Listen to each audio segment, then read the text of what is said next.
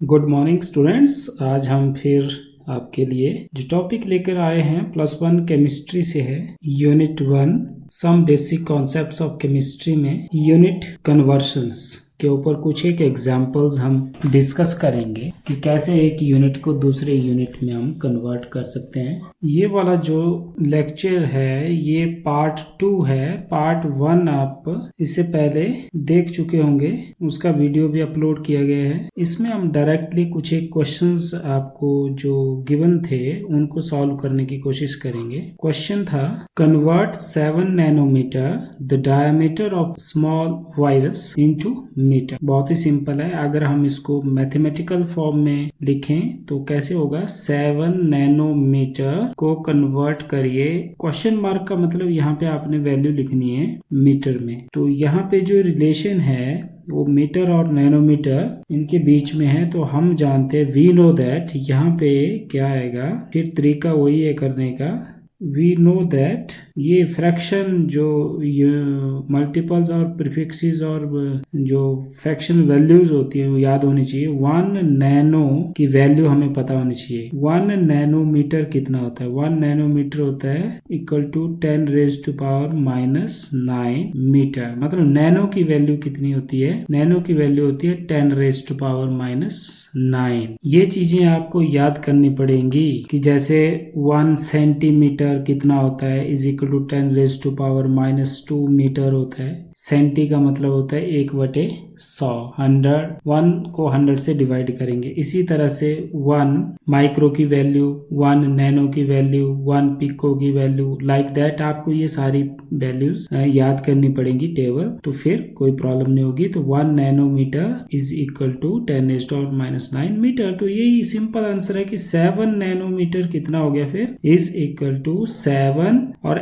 Nano की value होती है 10⁻⁹ और मीटर, और ये आंसर है। इतना छोटा सा काम है, इसमें तो कोई ज्यादा दिक्कत ही नहीं थी। चलो नेक्स्ट क्वेश्चन लेते हैं। क्वेश्चन है convert 3.34 into 10⁻⁻24 gram mass of hydrogen molecule into kilogram. इसका जो आंसर होगा वो क्या होगा, बहुत सिंपल है। मैथमेटिकल फॉर्म में लिखें कि 3.34 इंटू 10⁻⁻24, ये है भाई साइंटिफिक नोटेशन, ऐसे लिखते हैं साइंटिफिक नोटेशन में किसी भी चीज को। तो इसको कन्वर्ट करो किसमें, किलोग्राम्स, कन्वर्ट इनटू किलोग्राम्स। तो यहाँ पे आपने क्वेश्चन मार्क की वैल्यू निकालनी है। तो इसके लिए फिर से रिलेशन ग्राम और किलोग्राम में आ गया। देखो रिलेशन इन दोनों में फाइंड आउट करना है। तो एक ग्राम और किलोग्राम में क्या फर्क है, किलो की वैल्यू क्या होती है, किलो, ये फिर से यहाँ पे मल्टीपल्स आ गए। किलो होता है 10⁻³ मतलब 1000, 1000 होता है 1 किलो। तो आपने 10⁻³ को एडजस्ट करना है यहाँ पे इस वाली वैल्यू में। तो अगर आप प्रोसीजर अप्लाई करेंगे तो यूनिट कन्वर्शन फैक्टर यहाँ पे लगेगा किस वैल्यू के लिए, कि आपके पास 1 किलोग्राम इज इक्वल टू कितना होता है, 1000 ग्राम। तो ये एक नोन वैल्यू है, इसको हमने यूनिट कन्वर्शन फैक्टर लगाना है। तो 1000 divided by 1 kilogram gram, 1000 gram divided by 1 kilogram. हमने अपनी मर्जी से ले लेना है कन्वर्शन फैक्टर। पिछले वीडियो में मैंने आपको बताया था, इसमें और ज्यादा क्लियर हो जाएगा। अब हमने अप्लाई करना है ऊपर इसके लिए। तो 3.34 into 10⁻⁻24 gram equal to 3.34 into 10⁻⁻24 gram. ये देखो 2 बार लिखना पड़ता है। फिर आपने कन्वर्शन फैक्टर को लगाना है यहाँ पे। मैंने बोला था कन्वर्शन फैक्टर ऐसे लगाना है आपने कि जो यूनिट आपको चाहिए वो ना कटे और जो नहीं चाहिए वो कट जाए। तो आपको किलोग्राम चाहिए तो किलोग्राम यहाँ पे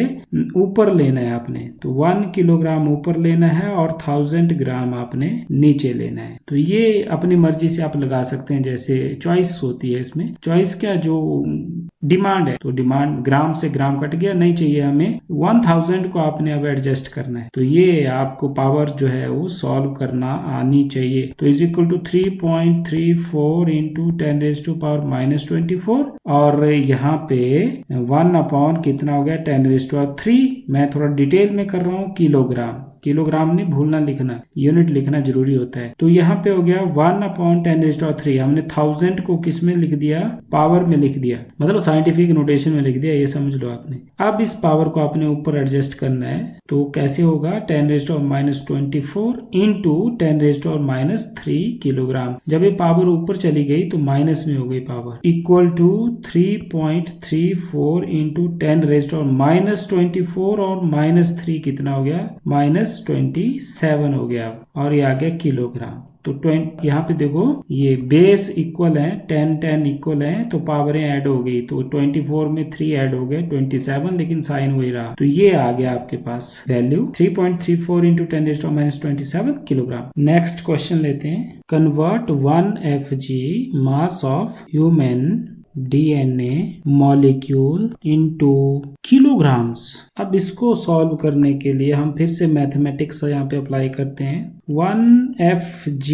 को आपने कन्वर्ट करना है किलोग्राम में। ये मैथमेटिक्स है, सिंपल जो क्वेश्चन है उसको अंडरस्टैंड करना है ना। अब यहाँ F क्या होता है ये इंपॉर्टेंट है, ये वही आ गए मल्टीपल्स और फ्रैक्शन, जैसे किलोग्राम में किलो है ना, वैसे 1 FG में F होता है। तो यहाँ पे F का मतलब होता है फेम्टो, फेम्टो का मतलब होता है, मतलब इसकी वैल्यू होती है 10⁻⁻15। जैसे नैनो की 10⁻⁻9 होती है, पिको की 10⁻⁻12 होती है, फेम्टो की 10⁻⁻15 होती है। तो आपने यहाँ पे पहले क्या करना है, किलोग्राम में कन्वर्ट करना है इसको, तो पहले आप यहाँ पे 10⁻⁻15, तो यहाँ पे क्या करेंगे आप सॉल्यूशन करते बार 1 FG इज इक्वल टू 10⁻⁻15 ग्राम, ये हो गया। तो अब 10⁻⁻15 ग्राम है, तो हमने इसको किस में कन्वर्ट करना है, किलोग्राम में कन्वर्ट करना है। तो फिर से हमने यूनिट कन्वर्शन फैक्टर यहाँ पे अप्लाई करना है। तो हम जानते हैं 1 किलोग्राम होता है 1000 ग्राम, इसलिए यूनिट कन्वर्शन फैक्टर यहाँ पे अप्लाई कर दिया हमने, अपनी तरीके से ऐसे लिख दिया। अब इसको हमने क्या करना है, ऊपर अप्लाई करना है 10⁻⁻15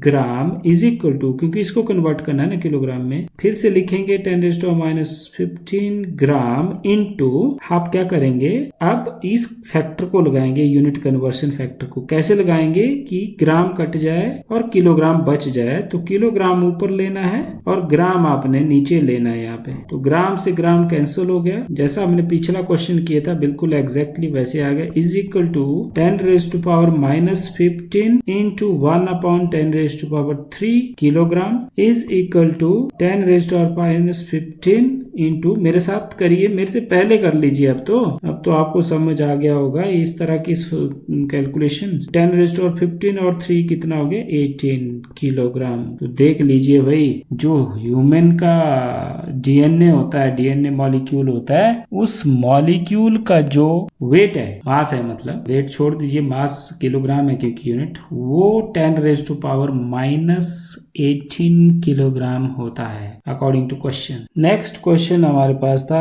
right in scientific notations. A part है इसका, पार्ट क्वेश्चन का था ए पार्ट, जो आपको दिया था 898645689 और इसका बी पार्ट आपको दिया गया था 0.0002। इन दोनों वैल्यूज को आपने साइंटिफिक नोटेशंस में लिखना था। तो मैंने आपको क्या कहा था कि ये एक ऐसा नंबर है जिसमें डेसिमल आपको नहीं दिख रहा है, तो वो लास्ट में कंसीडर किया जाता है। तो डेसिमल लास्ट में हुआ, फिर तो इस डेसिमल को आपने डिस्प्लेस करना है, 5 के बाद ले जाना है, मतलब एक फर्स्ट नॉन जीरो डिजिट के बाद ले जाना है। बाकी चीजों को आपने ऐसे ही रखना है, इनटू फिर 10⁻⁻ कितना हो गया, जितना डिस्प्लेसमेंट किया 1 2 3 4 5 6 टाइम आपने डिस्प्लेस किया, तो 10⁻6 हो जाएगा। डिस्प्लेसमेंट अगर लेफ्ट साइड को है तो पॉजिटिव आता है, 10 की जो पावर है वो पॉजिटिव वैल्यू रहती है। ये हो गया साइंटिफिक नोटेशन। दूसरे में क्या है, नॉन जीरो डिजिट 2 है, पहला डिजिट 2 है, 2 के बाद डेसिमल लगेगा, उसके बाद जीरो लगा दो, इनटू 10⁻⁻ कितना डिस्प्लेस हुआ, यहाँ पे पॉइंट आ गया, यहाँ पे 1 2 3 4 5, तो -5 यहाँ पे माइनस रहेगा। तो ये हो गया साइंटिफिक नोटेशन। तो इसमें लिखना था, ये कन्वर्ट करना था और ज़्यादा कोई प्रॉब्लम नहीं है। तो आप कोशिश करते रहिए ज़्यादा से ज़्यादा क्वेश्चन सॉल्व करने की। तो ये था कुछ एक कंफ्यूजिंग क्वेश्चंस जो आप आंसर नहीं दे रहे थे उनके ऊपर, ये बताया कि कैसे इनको सॉल्व करना है। अब आपकी जो कंफ्यूजन है वो दूर हो गई होगी। Thanks for watching.